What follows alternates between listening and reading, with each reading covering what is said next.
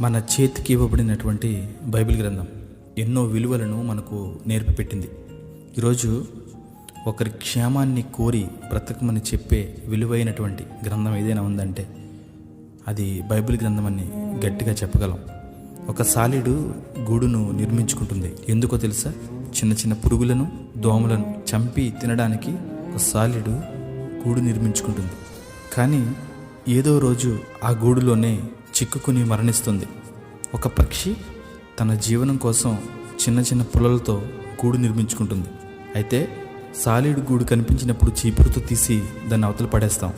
కానీ పక్షి గూడు దాన్ని వదిలిపెట్టి వెళ్ళిపోయిన తర్వాత తెచ్చుకుని దాచుకుంటాం.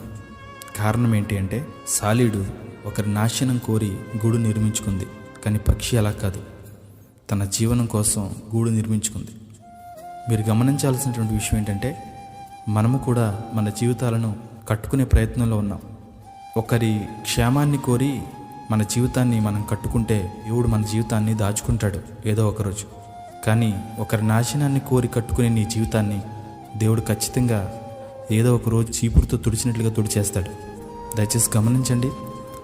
బైబిల్లో చెప్పబడినటువంటి ఒక అద్భుతమైనటువంటి మాట ఏంటంటే ఒకరి క్షేమాన్ని ఒకరు కోరి, ఒకరి క్షేమాన్ని గురించి ఒకరు ఆలోచించుకుంటూ బ్రతకమని దేవుని వాక్యం సెలవిస్తూ ఉంది. దేవుడు మన జీవితాన్ని చూస్తూ ఉన్నాడు.